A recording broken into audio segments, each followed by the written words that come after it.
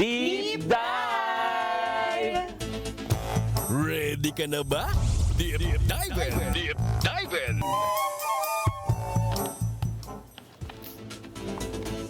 Nasa na ba kasi ito si Richard Heydarian? Di ba sa Kaya kanya nga, tong sa Deep kanya Dive? tong segment. Di ba ngayon dati nasa UK, ngayon naman nasa Brazil Sa yata. Brazil naman. Ano ba? Asa ba yung mga producer dito? Kasama ba ba? Asa si...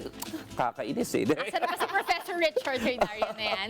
O sige, pag-usapan natin itong ICC, no? Di ba? Kasi kung matatandaan ninyo, dati, kinwestiyon na ng Duterte camp yung jurisdiction ng ICC. Actually, nandun ako sa mismong ICC mga panahon na ito nung binasa yung initial decision, no, when I was still studying there sa The Hague. At medyo close to 3-2 split.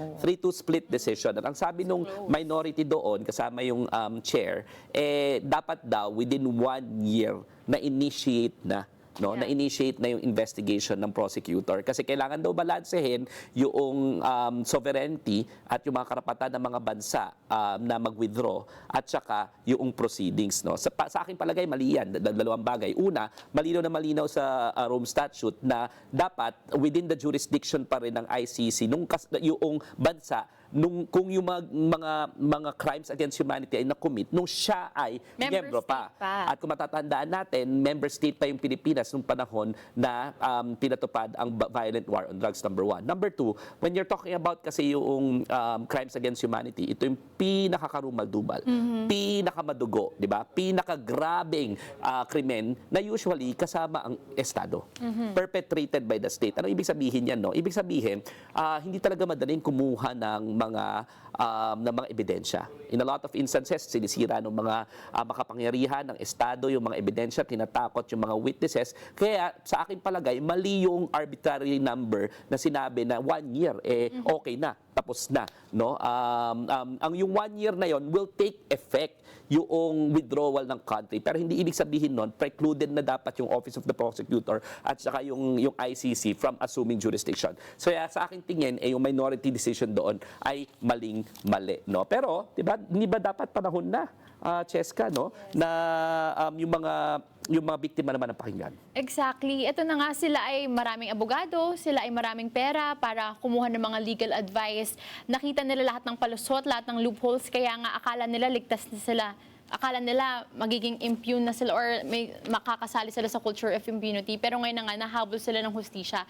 Panahon na siguro, tigilan na natin itong mga loopholes na to, tigilan na natin itong pagtakas sa hustisya, pero pakinggan na natin yung mga pamilyang nasawian, mga pamilya nag-grieve pa rin up until now na ilang taon na pinatay, gamit ang dahas ng kanilang mga kamag-anak, ang kanilang mga anak, mga asawa, ang kanilang mga pinsan, mga tito-tita, na hindi naman kriminal, pero pinatay out of the bounds of the law or extrajudicial killings nga. Sila naman yung pakinggan natin. Hindi yung pag nililipad natin ng mga witnesses to The Hague, lalagyan pa ng troll narrative. Tingnan niyo yung bags nila, tingnan niyo yung suot nila. Yung pala lahat yun ay AI edited images. Na itong mga pamilyang nito, naghihirap, pamilyang to nagsasuffer, hindi makamove on sa kanilang mga buhay dahil walang hustisya.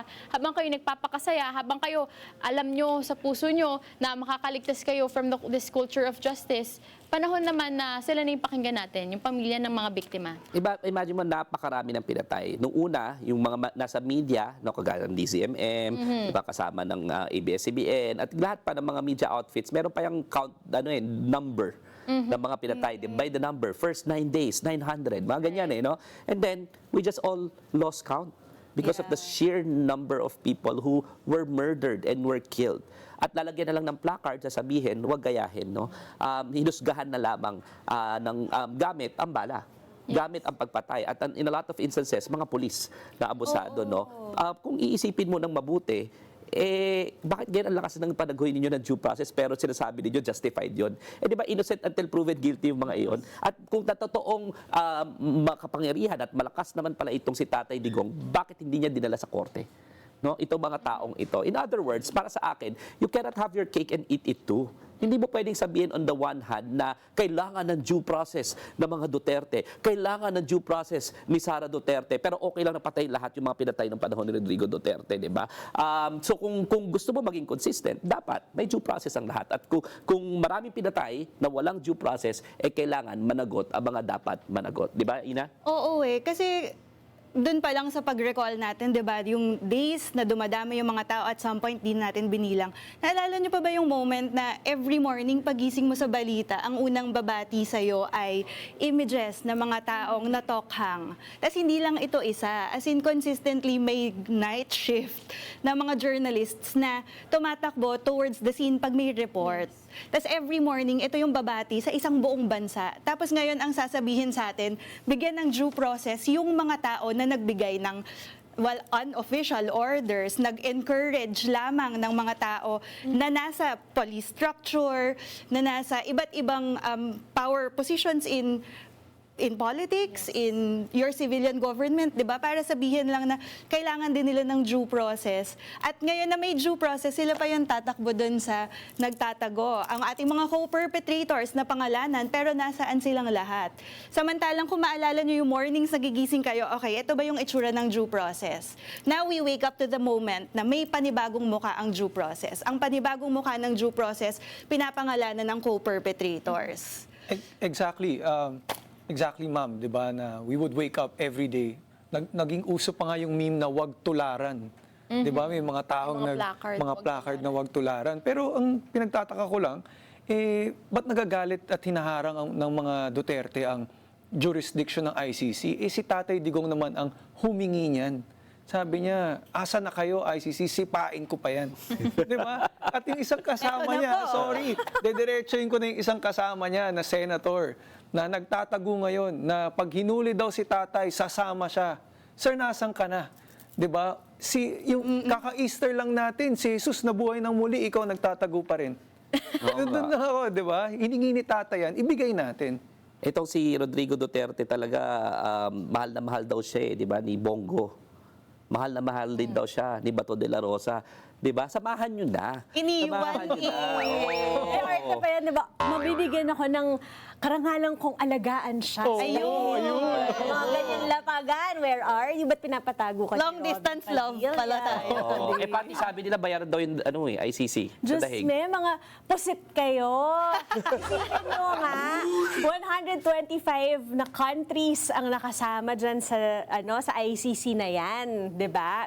Papabayaan ba nilang ganun-ganun na lang yon? At saka if Tatay Diggs didn't feel na may mali siyang ginagawa, ba't kailangan umalis sa ICC? Doon pa lang, ka na, di ba? Hindi ba, tsaka sana nakalagay sa Rome Statute, alam niyo po ba, na nakalagay sa Rome Statute, bago dapat hulihin, dapat dumaan sa korte.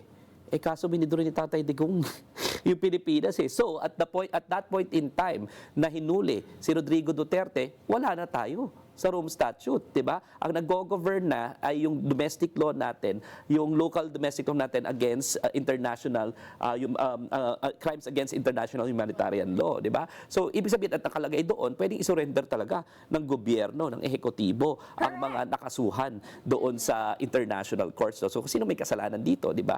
Itong si Tatay Digong, no? So, sa akin, huling-huli na lang ha, huling-huli na lang, kailangan at the soonest possible time, sana matuloy na yung actual trial doon sa ICC kasi confirmation of charges pa lang yung nakaraan eh. Grabing due process ang binibigay dito kay Tatay Digong. Grabe, siguro, magkano kayo binabayad nila doon sa mga abogado niya, di ba? Laking gastos niyan. Pero well-oiled naman eh. Marami naman sila nakuha sa Farmally according doon sa ni Madriaga, di ba? So marami namang pera itong mga Duterte, di ba? And then sana, samahan na rin siya ng kanya mga co-perpetrators. I'm talking to you, Bato de la Rosa, I'm talking to you, CLTG. Christopher Lawrence Tesoro Go. Hindi ka lang sangkot sa flood control scandal, sangkot ka pa sa malawakang patayan sa ilalim ni Rodrigo Duterte. Yes.